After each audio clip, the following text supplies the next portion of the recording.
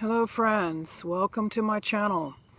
I'm going to be discussing more individual parts to try and get the advertisement out there of what God is going to be doing in the world. And the reason I'm doing this is to stir up the saints, to stir up the lost.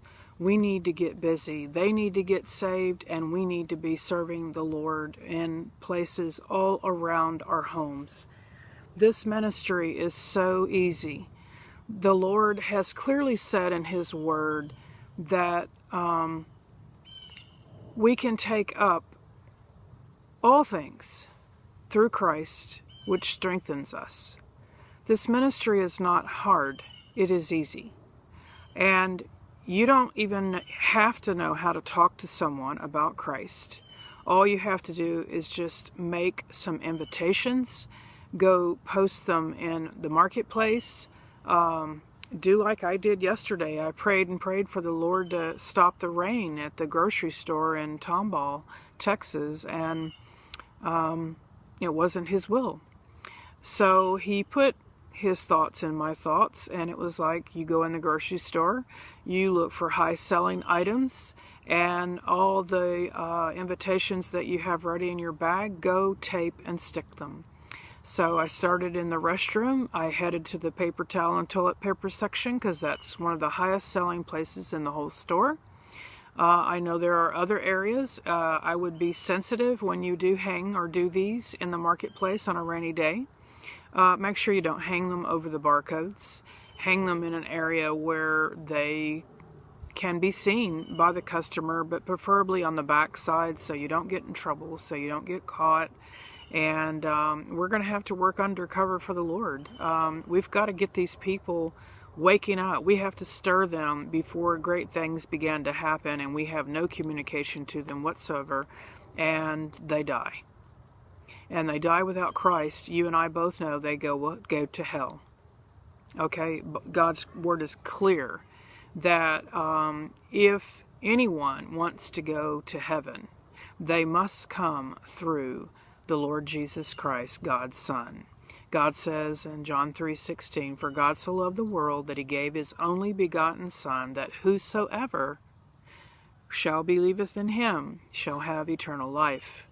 So I think that we really need to focus on what God says, and that God doesn't lie. He's too holy to lie. He has no need to deceive the Christian or the non-Christian. He makes it rain on the just and the unjust, just the same as He does the Christian. So, but anyway, what I want to talk to you about is Yellowstone is going to cause a pole shift. How do I know that? Well, if you are a Christian or a non-Christian, pull out your Bibles to Revelation 6, verse 12 through 14, and it'll tell you very clearly what Yellowstone is going to do. I have a Bible study that's in more detail on my channel, Nets of Hope. I do have other channels out there if you're on those channels. I'm trying to get the videos to you as quickly as possible, but I'm going to have to buy me a new internet router. It is burning out on us, and we are finding we have difficulty this entire weekend, Labor Day weekend. Anyway, here we are, the sixth seal, Terra. This is what is written in my Bible. That's how it's pronounced. Something great, of great event is fixing to happen, and I prayed and the Lord has revealed to me it is Yellowstone. Verse 12, chapter 6, verse 12, "I looked when He broke the sixth seal, there was a great earthquake." I've seen the great earthquake. "And the sun became black as sackcloth made of hair." What is that? It's ash fallout. "And the whole moon became like blood." What is that? That, I believe, is the high sulfur content that's going to be in the atmosphere right before Yellowstone blows. I believe it's going to release large quantities, earth-wide quantities of sulfur and maybe some other chemical mixed, and it's going to cause the actual heavens to be red like blood. Lightning will be red like blood. God's already showed me a vision of that, and the lightning will be horrific. And there won't be rains. It was just constant lightning, and the heavens were bloody red. Then Verse 13 says, "And the stars of the sky fell to earth, as a fig tree casts its unripe figs when shaken by a great wind."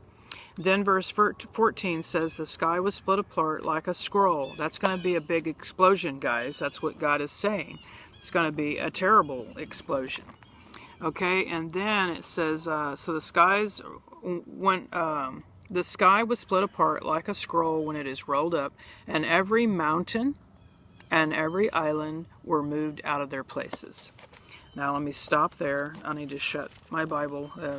I got raindrops still falling out of the tree here. This video won't be very long. But anyway, I wanted to bring to your attention to please just listen to all my videos. Come to my channel, whichever channel you're already on. If you're a subscriber of those channels, I pray that you continue to stay on those channels, and I pray that you would use that channel as your ministry and get more and more people to subscribe to that channel. But anyway, yes, Yellowstone is going to cause an instant pole shift the very day and hour it blows. The very first hour upon the face of the earth, I believe, is going to be horrific, because when it blows, I have studied and I have found out the cap on Yellowstone, the 3 calderas, will become one giant one, according to what God showed me in my X-ray vision. Right now there are 3 separate calderas, but when they blow, they're going to be blowing 7 miles. A cap of 7 miles is deep embedded into the earth. So God has sealed this thing off. And get this, there's 3 calderas. And what is 7 plus 7 plus 7? Has anybody thought about that? It equals 21. That's a touch of God. It's God that's going to be doing this, not man. Man might be trying to do what they're trying to do right now, drill oil on the tops of the caps of Yellowstone, because they're greedy, and all they think about is making more and more money. And they can drill all they want, but when God is ready, it will only go off in His timing, and it will only go off, and according to what I'm understanding about Yellowstone. Is Yellowstone, from what I understand, from what I am studying more and more and more by the day, Yellowstone is possibly not going to blow until the comet can be seen.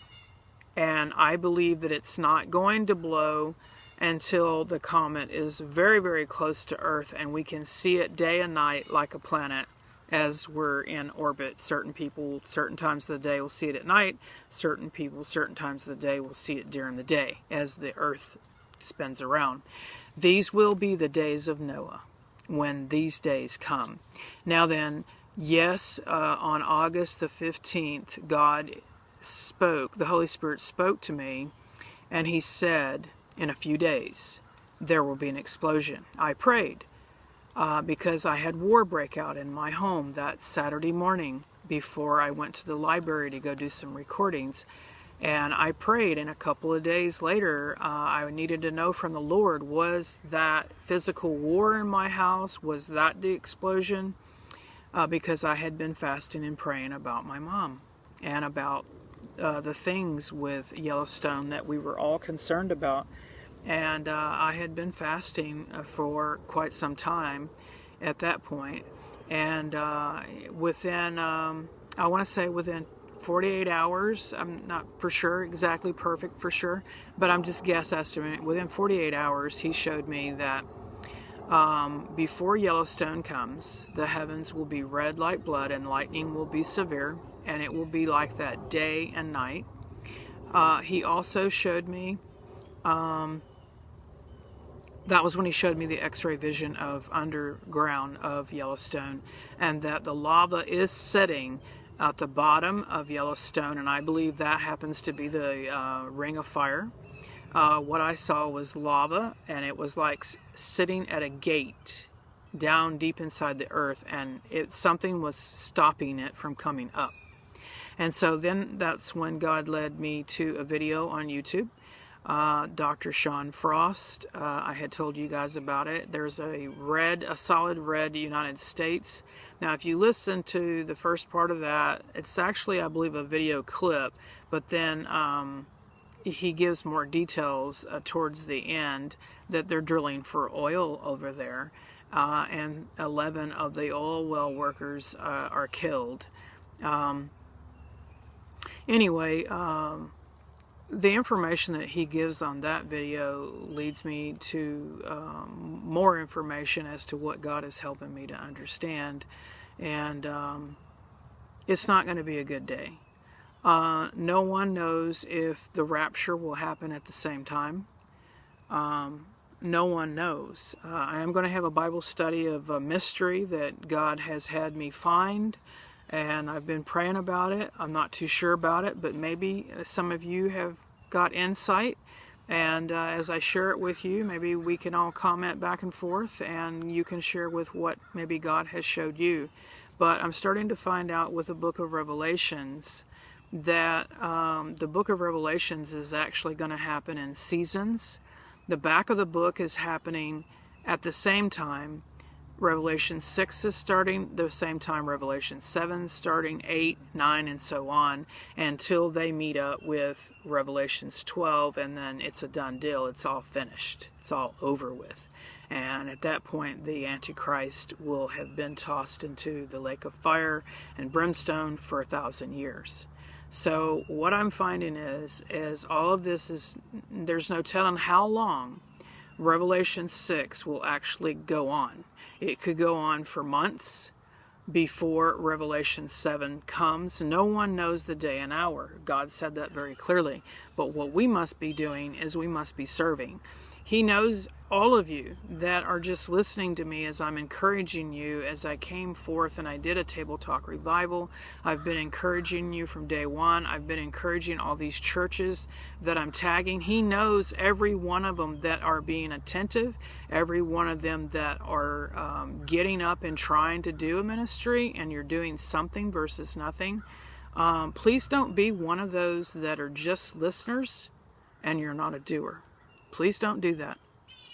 I would definitely fear listening and not doing, because if you read James 1, where God talks about the man in the mirror, just a few verses right above that. Let me look there real fast so that I'm not misleading you, and that I'm guiding you to where you can learn what you're supposed to do and what you're not supposed to do. And what we're not supposed to do is just sit around and hang out and watch TV all weekend and just enjoy our lives and live it up. That's not the Christian life. That's not serving the Lord. You know, Jesus said he had nowhere to rest his head. And we are to be an example to follow after him exactly how he lived. And granted, I know we have wives, husbands, we have children, we have to work a job. But we could give every day our all. That's all that God expects, is for us to just give every day our all. If it's a day that we're just focusing on praying for all the saints worldwide, praying for all the lost worldwide, praying that God will delay and give us more time and do not let Yellowstone blow yet, because many of you are going to die instantly. You're not even going to know that you're going to die. You're just going to die. And it's going to be a done deal. Okay, so you're going to want to go to James chapter 1, and you're going to read verse 21 down through, let's just say, go ahead and read down through 27. That will tell you, but prove yourselves doers of the word and not merely hearers who delude themselves. For if anyone is a hearer of the word and not a doer, he is like a man who looks at his natural face in the mirror. For once he has looked at himself and gone away, he has immediately forgotten what kind of person he was. So you need to read that, study that, and you need to get up and do a ministry. Anyway, love you guys. I'm ending this video for now because I am having big time router problems. Love y'all. Peace out for now.